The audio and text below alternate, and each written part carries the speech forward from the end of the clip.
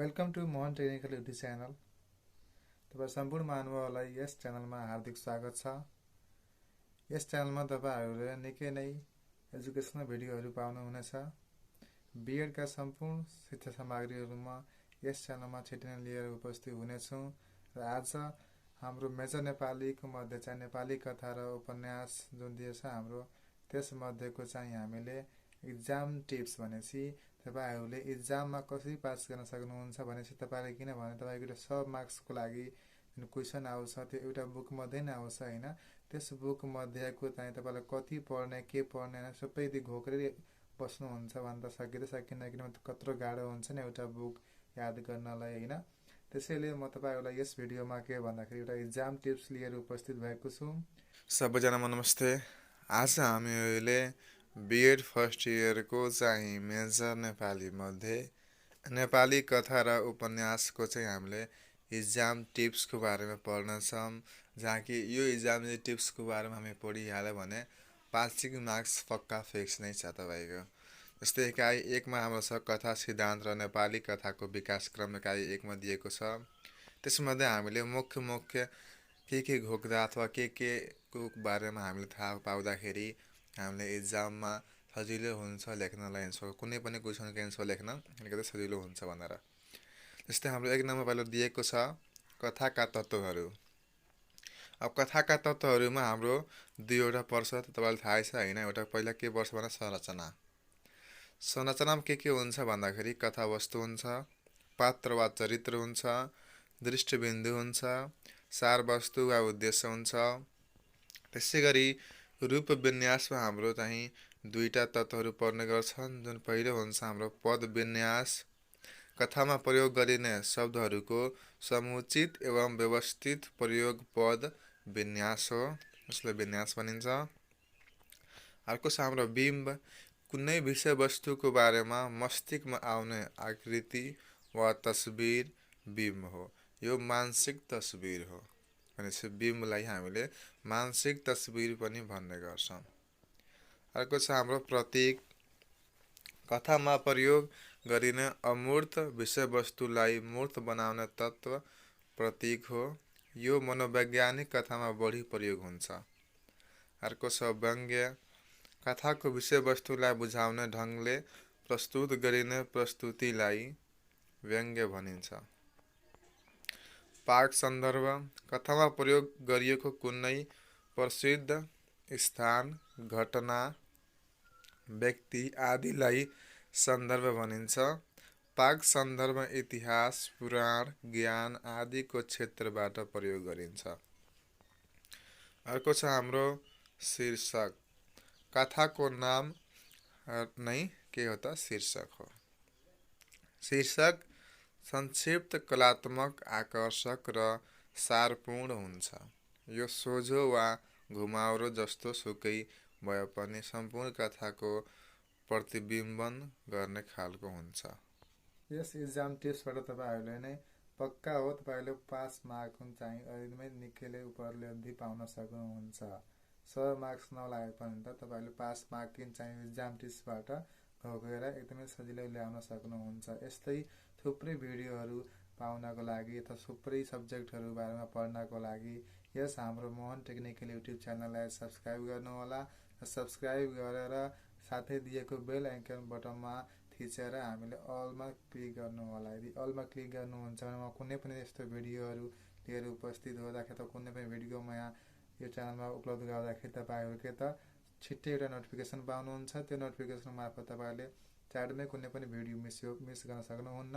र यस्तै तपाईले कुनै पनि टपिक्समा भिडियो चाहियो भने तपाईले कमेन्ट गर्नुहोला। म यस च्यानलमा चाहिँ जीकेका क्वेसनहरू र लोक सेवाका सबै एन्सर क्वेसनहरू सहित र बीएड फर्स्ट इयरका सम्पूर्ण सब्जेक्टहरू जति छन् मेजर कम्पलसरी सबैको क्षेत्रमा क्वेसन ब्याङ्क र बुक्स टेक्स्ट बुक पनि, त्यसपछि हाम्रो जुन हुन्छ एन्सर सिटहरू जुन हुन्छ एन्सर क्वेसन सबै म लिएर यस च्यानलमा उपस्थित हुनेछ। अर्को छ हाम्रो 2 नम्बरमा कथाको विधागत स्वरूप।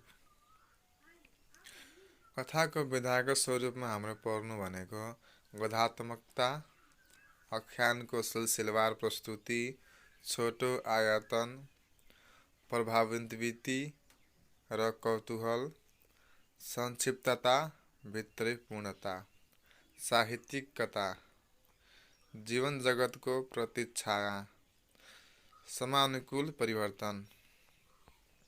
अब फेरि छ हाम्रो कथाको वर्गीकरणको बारेमा। कथा वर्गीकरण चाहिँ हाम्रो दुईवटा आधारमा हुन्छ, विषयवस्तुको आधारमा र शैलीको आधारमा। विषयवस्तुको आधारमा हामीले कथाको वर्गीकरण गर्दाखेरि पौराणिक कथा हुन्छ, ऐतिहासिक कथा, सामाजिक, मनोवैज्ञानिक, राजनीतिक, दार्शनिक भने शैलीका आधारमा हाम्रो वर्णनात्मक, आत्मकथात्मक, दैनिकी, पत्रात्मक, चेतन प्रवाह शैलीका कथा।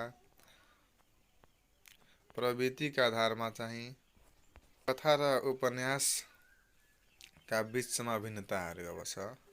कथा र उपन्यासमा के फरक छ त्यसको बारेमा पढ्नेछौँ। यस्तै कथाको आयाम छोटो हुन्छ भने उपन्यासको आयाम लामो हुन्छ। कथामा थोरै पात्र हुन्छन्, उपन्यासमा धेरै पात्र हुन्छन्। कथामा घटनाको विकास छिटो हुन्छ, उपन्यासमा घटनाको विकासको गति ढिलो हुन्छ। कथा भने एउटा पात्रको मात्र मनोदशाको चित्रण गर्न सकिन्छ भने उपन्यासमा चाहिँ अनेक पात्रका मनोदशाको चित्रण गर्न सकिन्छ। कथामा घटनाको बगैँचा जस्तो सानो हुन्छ भने उपन्यास चाहिँ घटनाहरूको जङ्गल जस्तै विशाल काम हुन्छ। कथामा युग जीवनको छाया मात्र देखाउन सक्दछ भने उपन्यास युग जीवनको सजीव चित्र नै प्रस्तुत गरिदिन सक्छ। कथाले पात्रको जीवनको एक क्षणको मात्र चित्रण गर्दछ, उपन्यासले पात्रको जीवनको सेरोफेरो सबैतिर फङ्का मार्न सक्छ। अब रहेछ हाम्रो कथाको निबन्ध विधासँगको सम्बन्ध भिन्नता। निबन्ध मूलतः व्यक्ति प्रधान रचना हो। निबन्धमा निबन्धकारले व्यक्तिगतता र बौद्धिकतालाई तन्मयताका साथ प्रस्तुत गर्ने भएकोले यो व्यक्तित्विक विषय प्रधान रचना हो भने कथा नैव्यक्तिक कला प्रधान रचना हो। निबन्धमा कथाको ढाँचा आवश्यक हुँदैन, तर कथा अकथा हुन सक्ने भएकाले कथामा कथाको निश्चित ढाँचा आवश्यक हुन्छ। निबन्धमा कल्पनाको उन्मुक्त उडान हुन्छ भने कथामा यथार्थको आग्रह हुने भएकाले यो विश्लेषणात्मक हुन्छ। निबन्ध बढी काव्यात्मक हुन्छ भने कथा तात्विक एवं घटना विश्लेषणयुक्त रचना हो। कथामा वस्तु कुनै घटना, सन्दर्भ र प्रसङ्ग नै हो र यसकै माध्यमबाट कथाकारले दृष्टिकोण निर्मित गरेको हुन्छ भने निबन्धमा स्रष्टाको निजी अनुभव, भावना र विचार नै वस्तु तत्त्व हो, जसलाई आख्यान बिना आत्मपरक ढङ्गबाट सोझै प्रस्तुत गरिन्छ। तर कथामा आख्यानको प्रस्तुतीकरण हुने गर्दछ। निबन्ध भाव प्रधान हुन्छ भने कथा विषय प्रधान हुन्छ। निबन्धको शैली विश्लेषणात्मक हुन्छ भने कथाको शैली वर्णनात्मक, विवरणात्मक र व्याख्यात्मक हुन्छ। निबन्धमा विसङ्कलित भाव विधान हुन्छ भने कथामा सङ्कलित कथा पात्र, परिवेश र वस्तुका माध्यमबाट प्रकट हुन्छ। यी केही साक्ष्यका आधारमा स्पष्ट हुन्छ। अब रहेछ हाम्रो समानता। भनेपछि कथा र निबन्धमा के छ, दुई विधामा के त हाम्रो समानता। अघि हाम्रो यसको भिन्नता पढ्यौँ, अब समानता पढ्ने। दुवै विधा गद्य साहित्यका कलात्मक रचना हुन्। दुवैको आकार सानो हुन्छ। दुवैमा एक विषय वा समस्याको प्रबलता रहन्छ। कथा र निबन्ध वस्तु, शैली र दृष्टिबिन्दुका दृष्टिले भिन्न छन्। निबन्ध र कथा यी भिन्न विधा हुन् र यिनको आफ्नै स्वायत्त अस्तित्व छ। अब हाम्रो कथाको नाटक विधासँगको सम्बन्ध। जसमा हाम्रो पहिला भिन्नता छ। नाटक मूलतः अभिनय हुन्छ र मञ्चमा यसको अभिनय गरिन्छ। कथा पाठ मात्र हुन्छ। नाटकमा धेरै पात्रहरू हुन्छन्। जीवनका अनेक पक्षको प्रदर्शन गरिन्छ र विविध मनोदशा एवं घटनाको बारेमा प्रकाश पारिन्छ। यसमा कथोपकथनद्वारा नै प्रयास, घटना र विषयको सूचना दिइन्छ। शिल्पगत प्राविधिक कठिनाइले गर्दा रङ्गमञ्चमा अभिनय हुन सक्ने घटना मात्र नाटकमा दर्शक अगाडि प्रस्तुत हुन्छन् र अन्य घटना वा दृश्यको सूचना कथोपकथनद्वारा प्रस्तुत गरिन्छ। नाटकमा स्वागत कथनका माध्यमबाट आत्मविश्लेषण गर्ने मौका पात्रले यदाकदा मात्र पाउँछ, तर कथामा पात्रले प्रशस्त विश्लेषण गर्न सक्छ। कथाभन्दा नाटकमा अरू बढी शिल्प सज्जाको आवश्यकता पर्दछ। कथामा घटना, पात्र, परिवेशको बखानका माध्यमबाट कथावस्तुको प्रस्तुति हुन्छ भने यसमा समाख्याताले कुनै न कुनै घटना, पात्र, परिवेशको र कार्य व्यापारको वर्णन गर्दछ, प्रस्तुत गरिन्छ र यसमा समाख्याता हुँदैन। हाम्रो समानता कथाको विकासका लागि नाटकले निकै सघाउ पुर्याएको पाइन्छ। कथामा नाट्य विधाको स्वाद लिन पनि पाइन्छ। पात्र, परिस्थिति र संवादले पनि नाटकको स्वाद दिन्छ। आधुनिक कथामा कथाको गति मन्द हुँदा त्यसमा दृश्य देखाउन प्रवृत्ति पाइन्छ। नाटकमा हुने अनभिनेत्रको परिपालना कथामा हुन्छ। दुवैमा अनभिनेत्र हुनाले यिनीहरूको बीच अन्यश्रित सम्बन्ध रहेको छ। प्राथमिक कालमा अनुवाद गरिएका गद्याख्यानमूलक कृतिहरू। कृति, समय र लेखक। जस्तै महाभारत विराट पर्व 1827 मा शक्ति बल आर्यालद्वारा लेखिएको छ भने हितोपदेश मित्रलाभ 1833 मा भानुदत्तद्वारा लेखिएको छ। लक्ष्मी धर्म संवाद 1851 रामभद्रपाध्याय रेग्मीद्वारा लेखिएको छ भने हास्य कदम्ब 1855 शक्ति बल्लभ आर्यालद्वारा लेखिएको छ। बेताल पच्चिसी कथा 1855 मा गौरीशङ्कर पण्डितद्वारा लेखिएको हो भने महाज्ञान मुद्र राक्षस 1858 लक्ष्मी नारायणद्वारा लेखिएको हो। भने अर्को रहेछ हाम्रो बेताल पच्चबिसन्ती 1866 गैरे स्वर शर्माद्वारा लेखिएको छ भने विनाशको कथा 1869 अज्ञात लेखकद्वारा भने 10 कुमार चरित 1875 अज्ञात लेखकद्वारा। मुन्सीका 3 आहान 1867 अज्ञात लेखकद्वारा। राजधर्म 1888 ललित त्रिपुरा सुन्दरीद्वारा लेखिएको छ भने गीत गोविन्द 1888 हिन व्याकरणी विद्यापतिद्वारा लेखिएको छ। लाल हिराको कथा 1889 विष्णुपदद्वारा। 78 सुगाको कथा 1890 अज्ञात लेखकद्वारा लेखिएको छ भने हितोपदेश मित्रलाभ 1891 मा नीलकण्ठ भयमालद्वारा लेखिएको छ। मुद्रा राक्षस 1892 भवानी दत्त पाण्डेद्वारा लेखिएको छ भने हितोपदेश 1898 हर्कमणि वज्राचार्यद्वारा लेखिएको छ। स्वस्थनी व्रत कथा 1904 विष्णु विनोदद्वारा लेखिएको छ भने बृहत कथा नेपाली टीका 1907 अज्ञात लेखकद्वारा लेखिएको छ। वीर शिखा 1998 उम्रसिंह रुचालद्वारा लेखिएको छ भने सत्यनारायण कथा 1942 हरिदास श्रेष्ठद्वारा लेखिएको छ भने 32 पुतलीका कथा 1930 मा अज्ञात लेखकद्वारा लेखिएको छ भने गोर्खा हास्य मन्जरी 1952 यो पनि हाम्रो अज्ञात कथाकारदेखि नै लेखिएको छ। प्राथमिक कालीन गद्याख्यानका प्रवृत्तिहरू प्राय सांस्कृतिक मूलबाट अनुदित हुनु, विशेष गरी धर्मलाई केन्द्रबिन्दु बनाउनु, पदांशको समेत मिश्रण पाइनु, रहस्यमयता र अलौकिक शक्तिको आग्रह, भाग्यवादको सर्वोपरिता, ठाउँ ठाउँमा मौलिकता समेत थप्ने चेष्टा, धार्मिक, नैतिक र औपदेशिक आख्यानको अनुवाद, मनोरञ्जनात्मकतातर्फको क्रमिक आकर्षण, मुद्रित कृतिको स्वार्थ अभाव, कथा र उपन्यासका रूपमा विधागत सचेतता नपाइनु, घटना र पात्रको बाहुल्य हुनु आदि। परिबन्ध कथामा प्रस्तुत सन्देश। मानिसले आवेगमा आएर निर्णय लिन नहुने सन्देश दिएको छ। आवेगमा आएर लिएको निर्णयले पश्चाताप मात्र प्राप्त हुने कुरा प्रष्ट हुन्छ।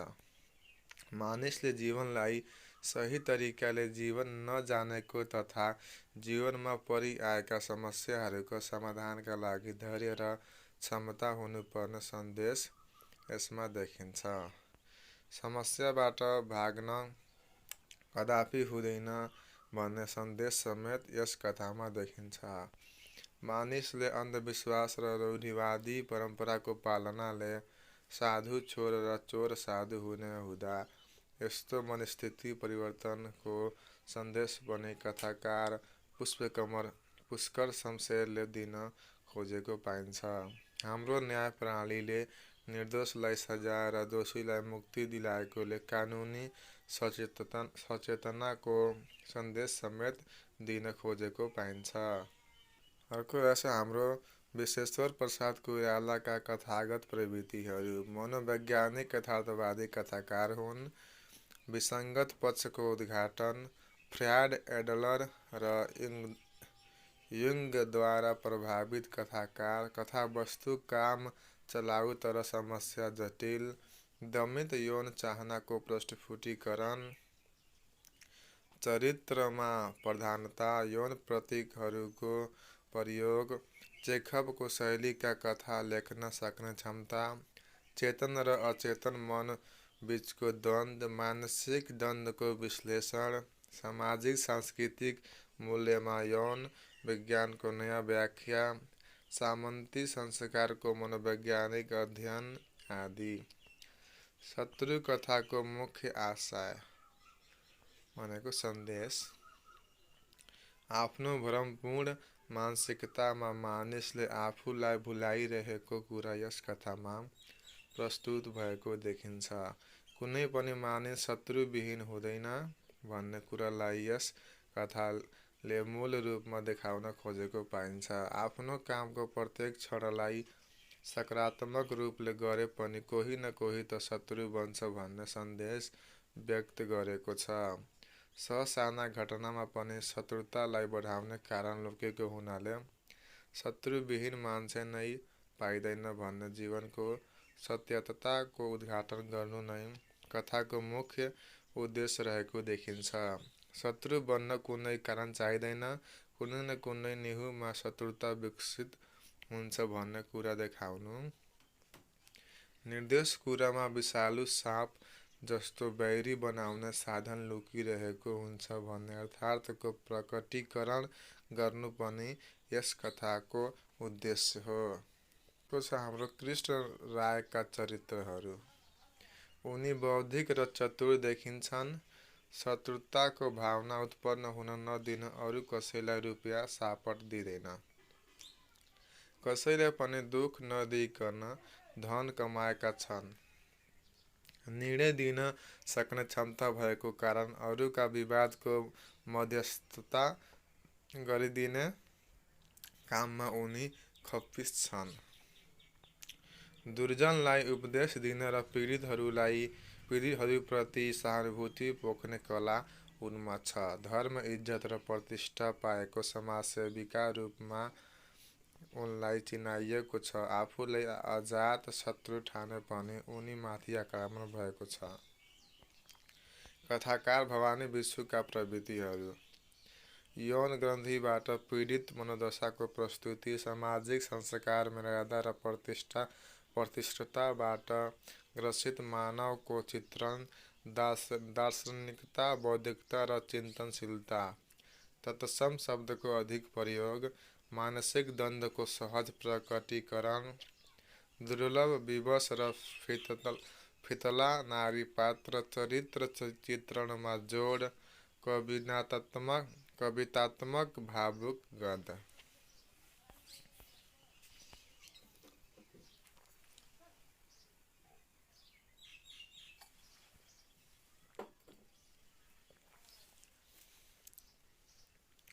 अर्को रहेछ हाम्रो 9 नम्बरमा सावित्रीको बाक्लो कथाको सन्देश।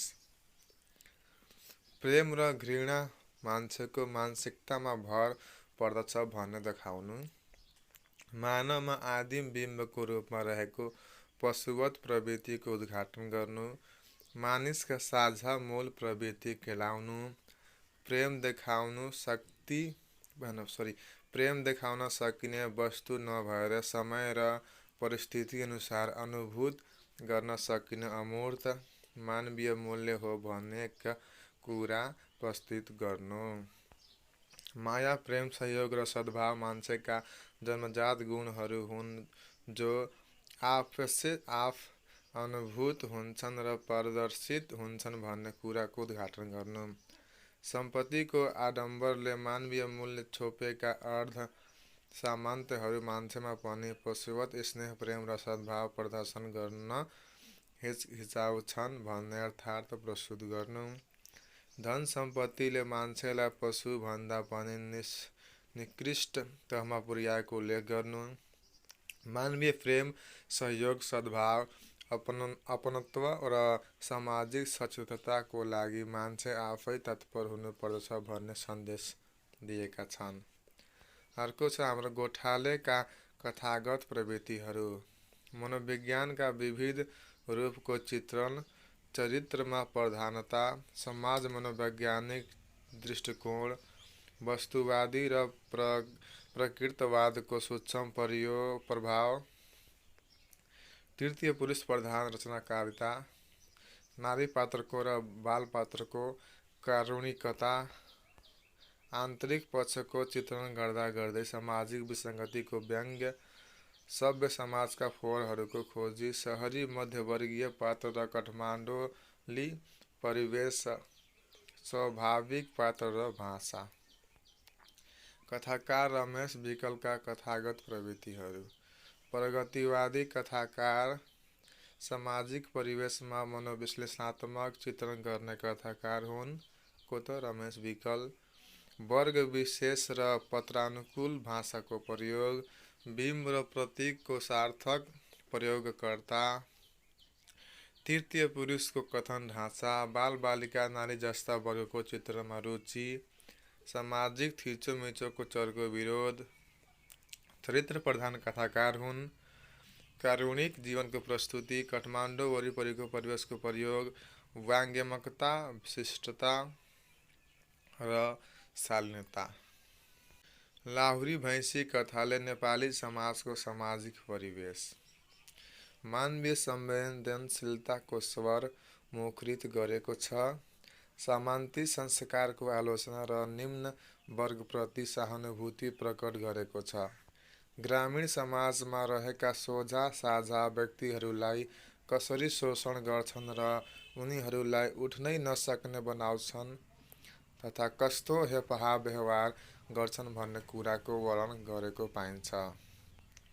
समाजमा शोषक वर्गहरूले गरिब तथा कमजोर पक्षलाई सताउने वर्गीय शोषण देखाएको छ।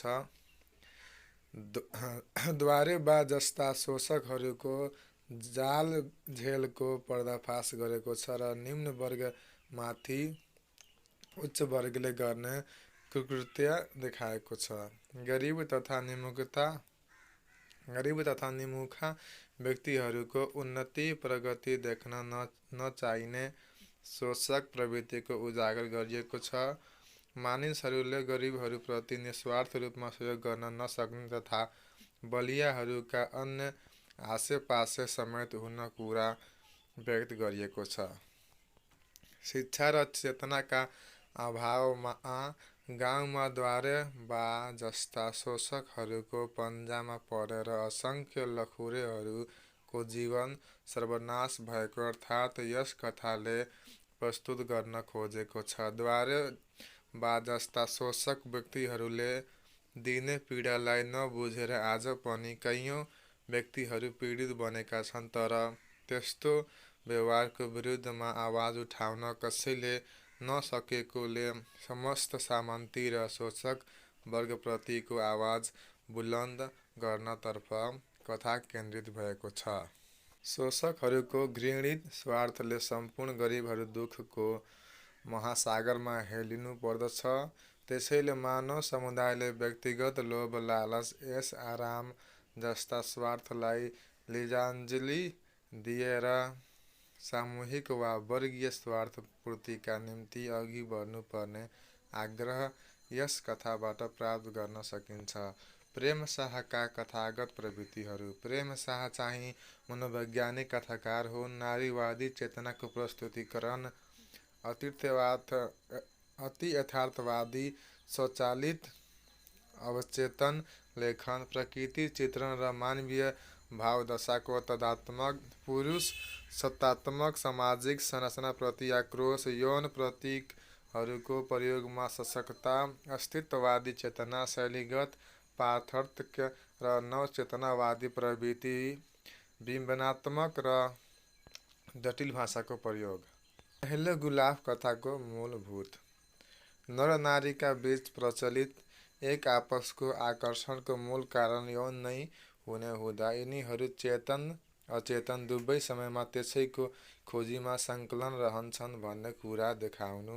नारीवादी वैचारिकताको यौन पक्षलाई सशक्तताका साथ अभिव्यक्त गर्नु। नारीको जिन्दगीको कष्टकर जीवनको चित्रण गर्नु। कामुक पुरुषहरूद्वारा नारीहरू शिकार हुनु परेको यथार्थ प्रस्तुत गर्नु। झुल्सिकाराले गुलाफको अस्तित्व मेटे जस्तै यौनेच्छाले ग्रस्त बनेका पुरुषहरूले महिलाको अस्तित्वलाई मेटाउन कतिसम्म नीच व्यवहार गर्छन् भन्ने कुरालाई प्रस्तुत गर्नु। अचेतन मनमा रहेका दमित यौन इच्छाको प्रभावकारी रूपमा विश्लेषण गर्नु। यौन सम्बन्धलाई आपसी प्रेमको अनुभूति नठानी केवल शारीरिक आवेग शान्त पार्ने पुरुष इच्छा मात्र मान्नाले नारीको जीवन सखाप हुन्छ भन्ने विचार प्रस्तुत गर्नु। यौन कुण्ठालाई पूरा गर्न मान्छेले नैतिकता, सामाजिकता, कर्तव्य र संस्कारलाई समेत बिर्सन्छन्। यौन अतिप्रीत मेटाउने काममा मान्छे समय र परिवेशको ख्याल गर्दैन, बेइज्जत र घृणाको वास्ता गर्दैन भन्ने विचार व्यक्त गर्नु। कथाकार इन्द्रबहादुर राईका कथा यात्राका प्रमुख मोड। पहिलो चरण 2016 देखि 2020 लाई पहिलो चरणको रूपमा इन्द्रबहादुर राईले यसको मोड घुमाएका छन्। दोस्रो चरण चाहिँ 2020 देखि 2025 लाई मानेको छन् भने तेस्रो चरण 2029 देखि हालसम्मले मानेका छन्। इन्द्रबहादुर राईका कथात्मक प्रवृत्तिहरू। निम्न वर्गीय सामाजिक जीवनका जटिल समस्याको प्रस्तुति, विपन्न आर्थिक जीवनको चित्रण, विकृति तथा रुग्ण सामाजिक जीवनको यथार्थकङ। हिटलरले आफ्नो शक्तिको आडमा कैयौँ निर्दोष व्यक्तिलाई समेत खरानी बनाएको तर त्यस किसिमको अत्याचारको विजय नहुने विचार प्रस्तुत। न्यायप्रेमी मानव समुदायलाई तानाशाहीहरूले जित्न नसक्ने त्यस्ता क्रूर शासकका विरुद्धमा आवाज उठाउनुपर्ने। केही मानिसहरूलाई मर्दमा न्यायप्रेमी जनसमुदाय चुप लागेर बस्दैनन्, अत्याचार धेरै समय टिक्दैन भन्ने विचारको प्रस्तुति। मानवीय भावनाको विकास गर्नुपर्दछ। युद्धको स्थिति होइन, आफ्नो घमण्ड र मूर्खाइले सामान्य मानिस मात्र होइन शासकलाई समेत सखाप पार्दछ भन्ने सन्देश। जातीय, धार्मिक, राष्ट्रिय अति संकीर्णताबाट निर्देशित अहम र महत्त्वाकांक्षाका फासिस्ट शासकहरूले मान्छेको प्रेम, शान्ति, निर्माण, उमङ्ग, ज्ञान, विज्ञान, सफलता आदिलाई दबाउन सक्दैनन् भन्ने विचार। कथाकार मनु ब्रजाकीका कथात्मक प्रवृत्तिहरू। सुरुमा सामाजिक यथार्थवादी तर पछि मनोवैज्ञानिक कथाकार हुन्। को त मनु। वर्गीय दृष्टि, सहर, गाउँ र तराईका परिवेशको कथा लेख्न, आञ्चलिकता, साहु महाजनका कुकृत्यको भण्डाफोर, संवाद र एकालापको अधिकतम प्रयोग, विसङ्गतिमूलक समाजको विरोध, राजनैतिक अनाचार र भ्रष्ट आचरणको विरोध, देशभक्तिपूर्ण भावना र तिरागतात्मकता तथा प्रकृतिवादी यौन परिमार्जित भाषा शैलीको प्रयोग। एकान्त कथाको मूल सन्देश मृत्युका नाममा देखाउने सामाजिक आडम्बर र त्यसले मान्छेलाई निरीह बनाउने विषयवस्तु प्रस्तुत। मानिसहरूलाई बाहिरी रूपमा प्रदर्शन गरिने व्यवहार र त्यसको भित्री आशय फरक हुने अर्थको चित्रण। बाँचुन्जेल कुनै किसिमको सहयोग नगर्ने, मृत्युपछि औपचारिकता पुरा गर्न सन्तावना दिन लाम लाग्ने प्रवृत्तिप्रति व्यङ्ग। निम्नवर्गीय व्यक्तिको सामाजिक समस्या प्रस्तुत गर्नु। ग्रामीण परिवेशमा निम्नवर्गीय मानिस समाजका शोषक सामन्तहरूको थिचोमिचोले गर्दा पीडित बन्न पुगेको समाजको अवस्था प्रस्तुत गर्नु। नेपाली समाजमा जीवित रहँदा समस्या खडा गरिदिने र रमित हेर्ने मरेपछि कृत्रिम सहानुभूति प्रकट गरी शोकलाई गाढा बनाइदिने वर्गको चरित्र। बाँचुन्जेल छताउने र मरेपछि प्रशंसा गर्ने नेपाली समाजका पात्रहरूलाई व्यङ्ग्य प्रदान गर्नु। जीवित हुँदा दुख दिने र छोरो मरेको बेलामा औपचारिक सन्तावना दिने प्रति व्यङ्ग्य। मानिसका भित्री रूप र बाहिरी रूप फरक फरक हुन्छन् भन्ने अर्थार्थ देखाउनु। कथाकार पारिजातका कथागत प्रवृत्तिहरू अस्तित्ववादी, विसङ्गतिवादी हुँदै प्रगतिवादी जीवन दृष्टिको प्रस्तुति। निराशावादी, अन्तर्मुखी र पछि आशावादी चेतनाको सञ्चरण। बौद्धिकता र वैचारिकताको आग्रह। महिला, बालबालिका र पिछडिएका समुदायको जीवन चित्रण। कौतूहलपूर्ण कथानकीय अन्तर्विकास, आत्मसंस्मरणात्मक डायरी आदि नवीन शैली समेतको प्रयोग। सूक्ष्म कथानकमा कथाको संरचना निर्माण, सामन्ती शोषण र आर्थिक असमानताको विरोध, रूढिवादी परम्परा, आडम्बर र कुसंस्कारप्रति तीव्र व्यङ्ग्य, काव्यात्मक जटिल भाषा र अमूर्त शैली आदि। सिटिहलको बुढो ज्यामी कथाका मुख्य सन्देश जीवनभरि शारीरिक क्षमताभन्दा बढी श्रम गर्नुपर्ने तर श्रमको उचित मूल्य प्राप्त गर्न नसक्ने मजदुर वर्गको साझा समस्या प्रस्तुत गर्नु। युगौँदेखि थिचिँदै शोषणको शिकार बन्दै आएका गरिब वर्गले सङ्गठित रूपमा विद्रोह गर्नुपर्ने विचार प्रस्तुत गर्नु। युगौँदेखि रहेको वर्गीय असमानताको खाडल पुर्नुका लागि गरिबीको रेखा मुनि रहेका मजदुर र किसान जस्ता वर्ग नै आन्दोलित हुनुपर्ने विचार प्रस्तुत गर्नु। धनी र सम्पन्न वर्ग मजदुरको रगतमा पौडिए र सफलताको नदी तरुन्जेलसम्म पनि ती गरिब वर्गले नाविक बनेर उनीहरूलाई सहयोग गर्नुपर्ने बाध्यात्मक परिस्थितिप्रतिको चित्रण गर्नु।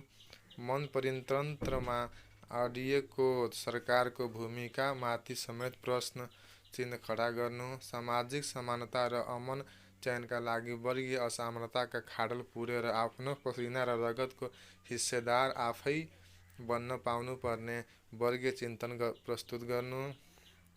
भागीरथी श्रेष्ठका कथागत प्रवृत्तिहरू सामाजिक यथार्थवादी प्रकृति, मनोविश्लेषणात्मक पद्धति, नारीवादी चेतनाको प्रबलता, मध्यम र निम्न वर्गीय समाजको चित्रण, लैङ्गिक अधिकारको समानताको खोजी तथा परम्परागत मानसिकता, असमानता तथा विसङ्गतिको चित्रण।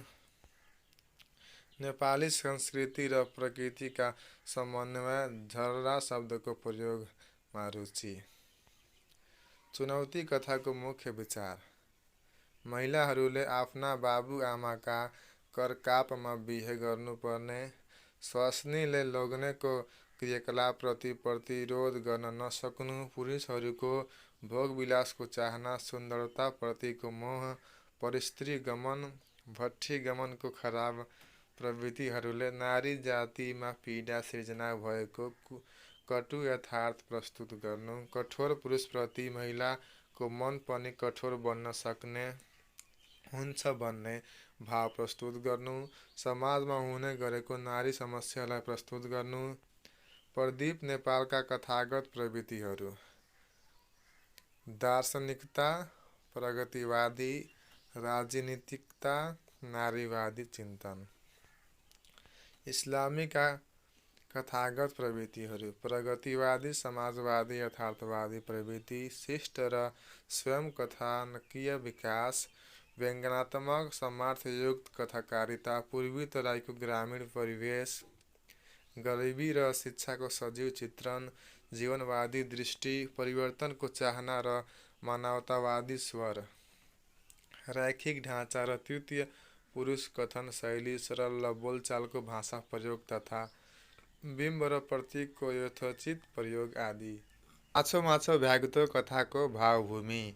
तराईको समाजका विभिन्न जात जातिका बीचको मनमुटावको सिर्जनाको चित्रण, राजनीतिक नेताहरूले देखाउने प्रलोभन, छिट्टै विश्वास गर्ने भेडा जनताको विद्रोहात्मक मनको यसमा वर्णन, सम्पन्न र विपन्नहरू बीचको भेदलाई प्रस्तुत, सम्पन्न तथा धनी मानी भनाउँदा मानिसहरूले गाउँका गरिब गुरुवालाई अनेक प्रलोभन दिने कुराको प्रस्तुति, आफूलाई परम्परावादी भन्नेहरूले मात्र होइन समाजवादी सिद्धान्त बोकेका बताउनेहरूले पनि गरिबप्रति देखाएको व्यवहारको प्रस्तुति, पटक पटक चुनावी प्रलोभन मात्र पाएका गरिब किसानहरूले पार्टीको घोषणापत्र अनुसार भाषण अनुसारका परिणाम पाउन नसकेको यथार्थ प्रस्तुत, जबसम्म स्वार्थ प्रेरित भई कुनै कदम चालिन्छ तबसम्म त्यसको परिणाम सार्थक हुँदैन भन्ने कुराको चित्रण, स्वार्थभन्दा माथि नउठी गरिने चुनावबाट कुनै पनि समाजले परिवर्तनको कम आशा गरे हुन्छ भन्ने भाव व्यक्त, अति यथार्थवादी उपन्यास, प्रकृतिवादी उपन्यास, प्रयोगवादी उपन्यास र मिथकीय उपन्यास। शिल्प प्रविधिका आधारमा वर्णनात्मक उपन्यास, आत्मकथात्मक उपन्यास, पत्रात्मक उपन्यास, डायरी उपन्यास, चेतन प्रवाह शैली आदि। उद्देश्य वा कथानकका आधारमा घटना प्रधान, चरित्र प्रधान, नाटकीय, चित्रात्मक वा मिश्रित। प्राथमिककालीन आख्यानका क्षेत्रमा देखा परेका महत्त्वपूर्ण कृतिहरू।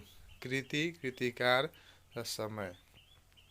महाभारत विराट पर्व, शक्ति बल्लभ अजाल, समय 1927, हितोपदेश मित्रलाभ भानुभक्तद्वारा लेखिएको 1833मा, लक्ष्मी धर्म संवाद रामभद्रपाध्याय रेग्मीद्वारा 1851मा, 10 कुमार चरित अज्ञात लेखकद्वारा 1875मा, मुन्सी का 3 आहान अज्ञात लेखकद्वारा 1876मा लेखिएको थियो, स्वस्थानी व्रत कथा अज्ञात लेखकद्वारा 1880मा लेखिएको थियो, आध्यात्म रामायण सुन्दरानन्द बाणाद्वारा 1990मा, त्रिरत्न सौन्दर्य गाथा सुन्दरानन्द बाणाद्वारा 1990मा लेखिएको थियो।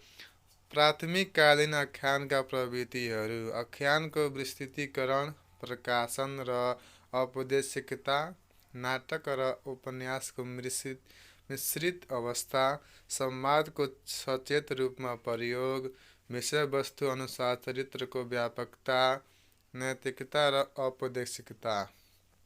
माध्यमिककालीन आख्यानका प्रवृत्तिहरू।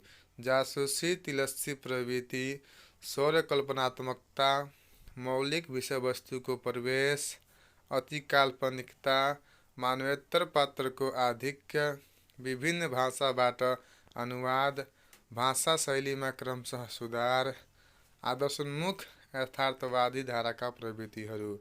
अनुकीकरणी तथा अनुपम चरित्रको सिर्जना गर्नु, कुनै महान आदर्शको स्थापना गर्ने लक्ष्य राखिनु, दैवी चमत्कार वा नियतिमाथि भर परेर कार्य गर्नु, उपन्यासकारको उपदेश दिने दृष्टि प्रेरणाका रूपमा प्रकट हुनु, सरल र बोलीचालीको भाषा प्रयोग गर्नु, बाह्य यथार्थ चित्रमा इन्द्रिय सत्यलाई प्राथमिकता दिनु, सामाजिक परिवेश र घटनाको वास्तविकतामा आधारित भएर उद्घाटन गर्नु।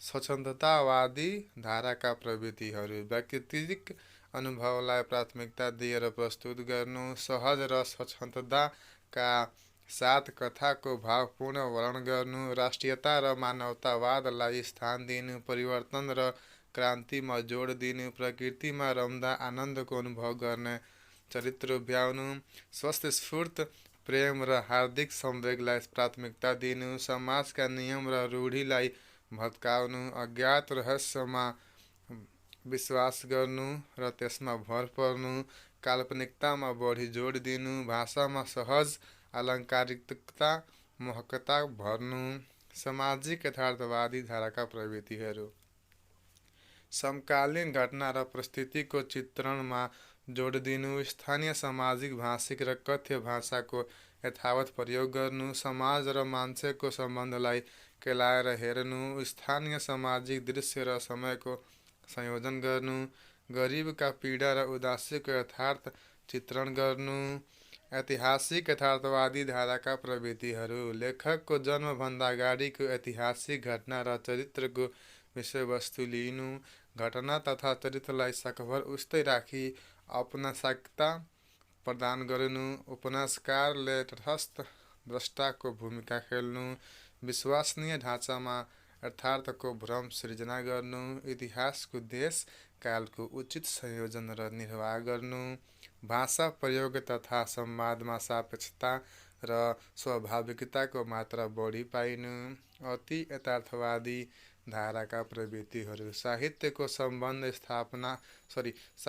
सम्बन्ध सपना वा अर्धचेतनसँग हुन्छ भन्ने कुरामा प्रतिबद्ध रहनु, पुराना रूढी परम्परा नैतिकता र मान्यताले मानवीय मनको खोजीमा बाधा पुर्याउँछन् भन्ने कुरामा दृढ विश्वास गर्नु, व्यक्तिको जटिलता र मनोभावको विसङ्गत चित्रण साहित्यमा हुन्छ भन्ने मान्यता राख्नु, स्वचालित लेखनले मात्र अभिव्यक्तिको नैसर्गिक गुण समात्न सक्छ भन्ने ठान्नु, भाषालाई भाँचेर बदलेर मात्र अनुभूतिलाई व्यक्त गर्न सकिन्छ भन्ने ठान्नु, ईश्वरको अस्तित्व छैन भन्ने कुरामा विश्वास गर्नु, परिवर्तन नै लेखकको मूल लक्ष्य हो भन्ने दृष्टिकोणले लेख्नु, अमूर्त लेखन नै उत्कृष्ट लेखन हो भन्ने मान्यता राख्नु, आलोचनात्मक यथार्थवादी धाराका प्रवृत्तिहरू, सामाजिक विकृति र विसङ्गतिको चित्रण गर्नु, समाजलाई पतनमा लैजाने तत्त्वहरूको सूक्ष्म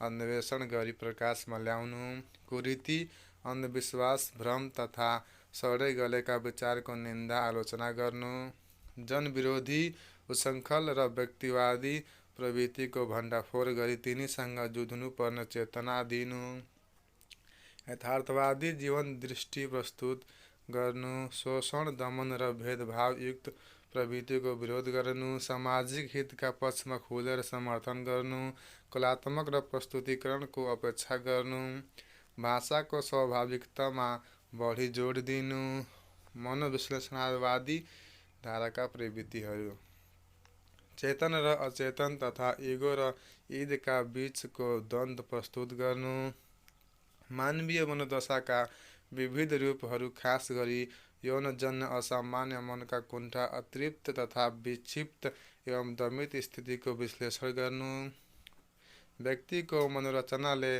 सामाजिक स्थितिमा ल्याउने प्रभाव र निष्कर्ष चित्रण गर्नु, घटनाभन्दा उपन्यासका अन्य तत्त्वहरूलाई प्राथमिकता दिई व्यक्तित्व शैली विकसित गराउनु, मानिसका अन्तर्मुखी तथा बहुमुखी प्रवृत्तिहरूको उद्घाटन गर्नु, जटिल समस्याको प्रस्तुति र त्यसका कारकहरूको खोजी गर्नु, आख्यानको भारी भन्दा चरित्रको विश्लेषणमा बढी ध्यान दिनु, बिम्ब एवं प्रतीकको प्रयोग गरेर कथ्यलाई कलात्मक सुन्दरता प्रदान गर्नु, विसङ्गतिवादी धाराका प्रवृत्तिहरू, जीवनको निस्सारता र शून्यताको अभिव्यक्ति दिनु, संस्कार, नैतिक मूल्य, अस्तित्व रक्षा आदिका व्यर्थताको प्रकटीकरण गर्नु, जीवनको श्राप पाएका मान्छेका निरीहता, भय र सन्तासको चित्रण गर्नु, समाजको क्रियाकलाप, सम्बन्ध, व्यवस्था, धर्म आदिप्रति व्यङ्ग्य गर्नु, दुर्घटित मानवीय इच्छाहरू विवेकले व्याख्या गर्न नसक्ने यथार्थ र विसङ्गतिका झाँकीहरूको प्रस्तुति रहनु, भाषाको विसङ्गत प्रयोगमा रुचि राख्नु, प्रयोगवादी धाराका प्रवृत्तिहरू, नयाँ कथ्य, नयाँ पद्धति र नयाँ सम्भावनाहरूको खोजी गर्नु, नवीनता, प्रति आस्थावान रही त्यस्तै प्रवृत्तिको विकासमा योगदान दिनु, कथ्य शैली र भाषाको नयाँ उपयोग प्रणालीबाट नवीन सौन्दर्यका गोलार्धहरूको खोजी गर्नु, जिज्ञासा शान्त पार्न नयाँ प्रयोग गरी त्यसका कलात्मक गुणहरूको परीक्षण गर्नु, अनुकरणको पद्धतिलाई अस्वीकार गरी अरूलाई पनि अन्वेषणमा प्रेरित गर्नु, प्रगतिवादी धाराका प्रवृत्तिहरू। मार्क्सवादको आधारभूत सिद्धान्त द्वन्द्वात्मक भौतिकवादलाई मुख्य आधार मान्नु, आर्थिक विषमताका कारण जन्मिने विसङ्गतिको चित्रण गरी निराकरणको उपाय खोजिनु, जाति, लिङ्ग, वर्ण, धर्म आदि भेदभाव विरुद्ध रही आदर्श समाजको सृजनामा तल्लीन हुनु, वर्ग द्वन्द्व तथा सामाजिक चित्रणद्वारा सर्वहारा वर्गको पक्ष पोषण गर्नु, परम्परागत रूढि कुरीति कुसंस्कारको विरोध गरी यिनलाई निर्मूल पार्ने प्रयास गर्नु, साम्यतामूलक समाजको स्थापनामा जोड दिनु, जनतालाई सङ्गठित गरी उद्देश्यपूर्ण ढङ्गले क्रान्ति गरी समाजवादमा पुग्ने विषयवस्तु प्रदान गर्ने, शोषक वर्गको आडम्बर भोगवादी प्रवृत्ति स्वार्थी एवं मानहीनता षड्यन्त्रको विरोध गर्ने, क्रान्तिकारी विद्रोही तथा परिवर्तनवाकांक्षी चरित्रको प्रयोग गर्ने। ल्यानसिङ बाङदेलका औपन्यासिक प्रवृत्तिहरू, सामाजिक यथार्थवाद, अति यथार्थवादी प्रवृत्ति, मनोविश्लेषणात्मकता, जीवनीमूलक उपन्यासकार, निराशावादी जीवन दृष्टि, प्रवासी जीवनको चित्रण, मानवतावाद, प्रकृति चित्रणको सफल प्रयोग, चित्रकारी भाषा, कारुणिक अन्त्य, सरल सुबोध्य बोलचालको भाषा आदि। मुलुक बाहिर उपन्यासका कारुणिक र मार्मिक पक्षहरू, जीवन धान्ने क्रममा आफ्नो जन्मभूमिबाट पलायन भई विदेशमा बाँच्नुपर्ने नेपालीहरूको बाध्यता, त्यहाँ रहँदा बस्दा भोग्नुपर्ने कठिनाइ, विसङ्गति र दुखान्त अवस्था,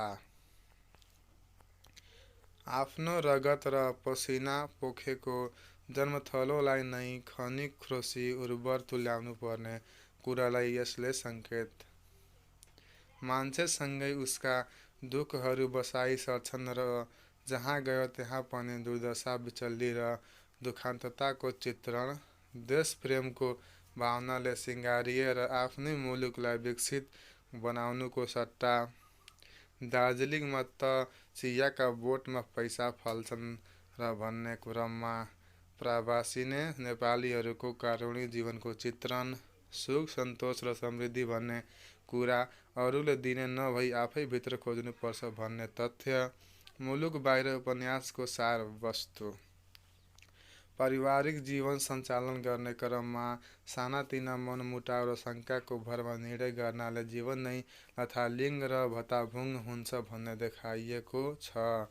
जीवन सञ्चालनको क्रममा लाहुरे बन्न मुगलान बाँच्नेहरूलाई देशप्रेमको सन्देश दिएको छ। अर्काको भूमिमा गएर मर्ने गरी परिश्रम गरे जसरी आफ्नै देशमा र गाउँठाउँमा परिश्रम गरे पनि राम्ररी जीविका चलाउन सकिन्छ भन्ने देखाइएको छ। कमाउला र घर फर्किउला भनेर विदेश पलायन भएर कमाउन नसकी जीवनमा पराई भूमिमा नोकर भएर बाँच्नुपर्ने बाध्यात्मक स्थिति माइला भुजेलको परिवारका माध्यमबाट प्रस्तुत गरिएको छ। मान्छेमा आपसी सहयोग र सद्भावको विकास गर्दै अगाडि बढ्नुपर्छ भन्ने दलबहादुर, रणबहादुर र माइला भुजेल एकै घरमा मिलेर बसेको देखाएर सन्देशमूलक तरिकाले प्रस्तुत गरिएको छ। आफ्नो देशलाई थुथु गर्दै अर्काको देशलाई स्वर्ग ठान्ने प्रवृत्तिले रणबहादुर, माइला भुजेल जस्ता परिश्रमी हातहरू अर्काको सेवामा पलायन हुँदा देश नै युवाविहीन हुने भएकाले आफ्नै बारीको पाटोमा खेल्न आह्वान गरिएको छ। विश्वेश्वर प्रसाद कोइरालाको औपन्यासिक प्रवृत्तिहरू, मनोवैज्ञानिकता, अस्तित्ववादी प्रवृत्ति, मानवतावाद, विसङ्गतिको सहज अङ्कन, दार्शनिकता, समन्वयवादी विचार, नियतिवादी उपन्यासकार, सांस्कृतिक दर्शनका अन्वेषक, मिथकको प्रयोग, कवितात्मक र परिष्कृत भाषा शैली, पारिजातका औपन्यासिक प्रवृत्तिहरू, विसङ्गति, शून्यवादी दृष्टि, अस्तित्ववादी दृष्टि, प्रगतिवादी अभिव्यक्ति, विद्रोही चेतना, काव्यात्मक भाषा विविध आदि। उपन्यासकार दौलत विक्रम बिष्टका औपन्यासिक प्रवृत्तिहरू, सामाजिक विषयवस्तु, आलोचनात्मक यथार्थवाद, अस्तित्ववादी विसङ्गतिवादी प्रवृत्ति, चरित्र चित्रणमा सूक्ष्मता, आंशङ्किकता, मिथकको प्रयोगमा रुचि, सांस्कृतिक सचेतता, अन्तर्राष्ट्रिय सन्दर्भको प्रयोग, राष्ट्रिय चेतनाका संवाहक, मानवतावादी दृष्टिकोण, भाषिक विशिष्टता, भोक र भित्ताहरू।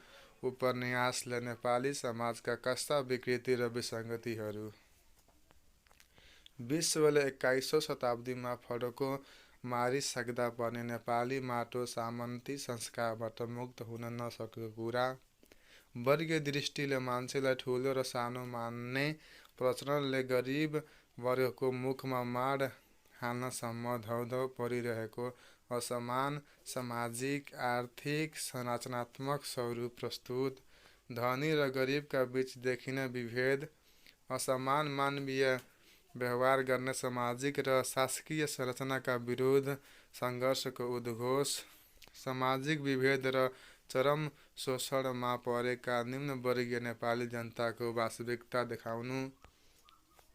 भोक र भित्ताहरू उपन्यासको परिवेश, उपचारको कार्यस्थलका रूपमा बानेश्वर, शङ्खमूल, पाटन, भद्रगोल जेल आदि ठाउँ आएका छन् भने स्मरणका रूपमा साँगा, कथे, गोरो गाउँका दृश्यहरू पनि वर्णन गरिएका छन्। शङ्खमूल नजिकैको पाटी र जगतेको घर मूल कार्यस्थलका रूपमा रहेका छन् भने पात्रहरू घुमेका काठमाडौँका असन, इन्द्रचोक, गौशाला, भद्रकाली, त्रिपुरेश्वर, कोटेश्वर, लुम्डी स्थान आदि बजारहरूको झल्क्याझुलुक उपस्थिति पनि पाइन्छ। काठमाडौँका पशुपतिनाथ, महाङ्कल आदि मन्दिरहरू, पटी पौवा धर्मशाला तथा तिनको परिसरलाई पनि यसले समेटेको छ। राजनीतिक व्यवस्थाको दुरावस्था, भ्रष्टाचारी र दुराचारीको उन्नति तथा गरिबहरूको गिर्दो अवस्था नै यसका मूल पक्ष छन्। विभिन्न चाडबाड मनाउने, मालश्री गाउने, अक्षता लगाएर सहर बजार घुम्ने आदि सांस्कृतिक पक्षहरूको परिवेश पनि यसमा देखाइएको छ। ध्रुवचन्द्र गौतमका औपन्यासिक प्रवृत्तिहरू, प्रयोगवादी उपन्यासकार, गतिबोध, आलोचनात्मकता, यथार्थवादको अवलम्बन, अस्तित्ववादी प्रवृत्ति, प्रगतिवादी प्रवृत्ति, सर्वकलात्मकता, मिथक प्रयोगमा सचेतता, आञ्चलिकता, आतंक, भय र सन्तासको प्रस्तुतिमा जोड, असित व्यङ्ग्यको प्रयोग, चेतन प्रवाह शैली, भाषिक प्रयोगमा नवीनता आदि। उपसंहार अर्थात् चौथो अन्त्य, उपन्यासको राजनीतिक विसङ्गति, प्रजातान्त्रिक आन्दोलन दबाउन सक्रिय रहेका तर असफल भएपछि चुपचाप बसेका अवसरवादी व्यक्तिहरूको छेपारे प्रवृत्तिप्रति तीखो व्यङ्ग्य प्रहार गरिएको छ।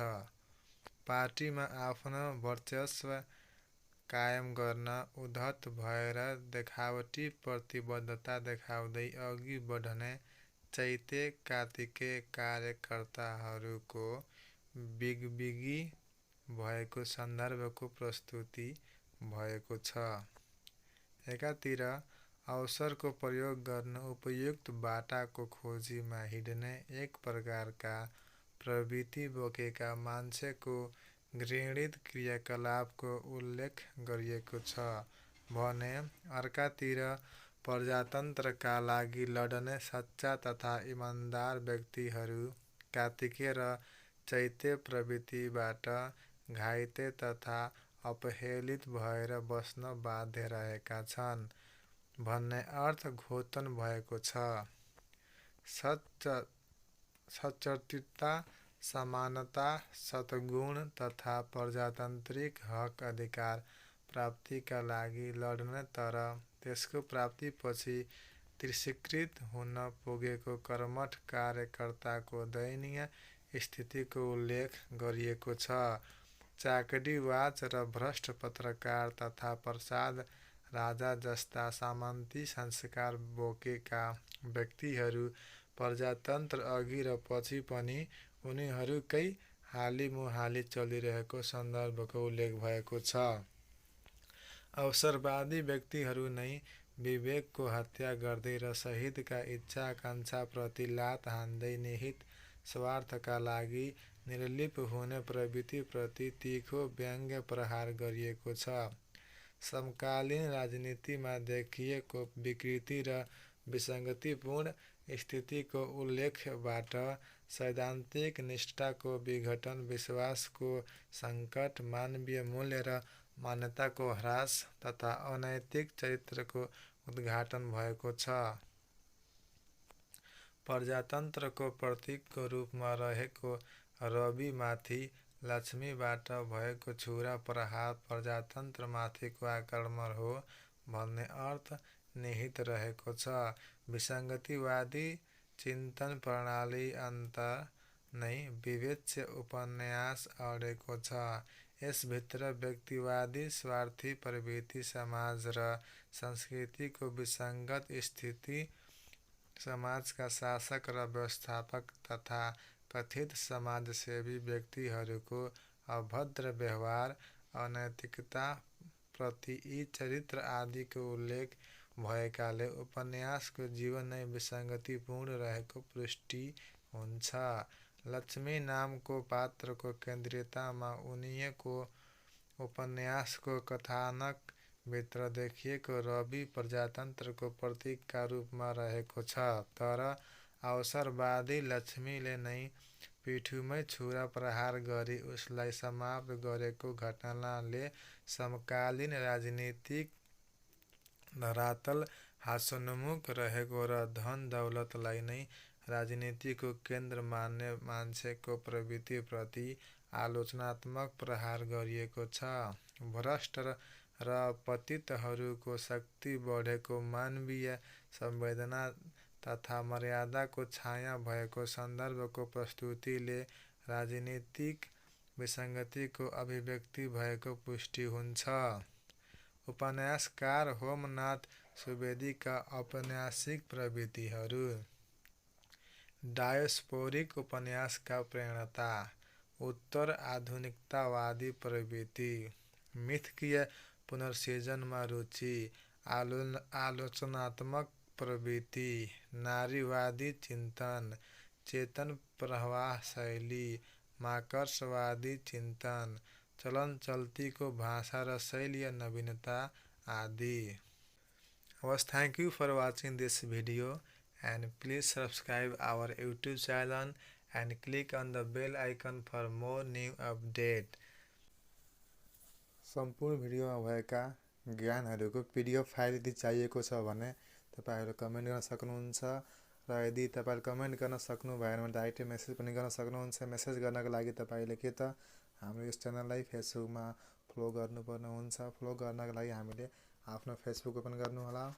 फेसबुक ओपन गरिसकेपछि तपाईले आफ्नो फेसबुकको कुनामा सर्च बार दिएको हुन्छ। सर्च बारमा गएर सर्च गर्नु होला मोहन टेक्निकल। मोहन टेक्निकल भयो यहाँ तपाईले पाउन सक्नुहुन्छ डिजिटल क्रिएटर भनेर। यसमा क्लिक गर्नुहुन्छ भने यहाँ तपाईले सुरुमै पाउनुहुन्छ मोहन टेक्निकल डिजिटल क्रिएटर भनेर। त्यसमा क्लिक गर्नु होला।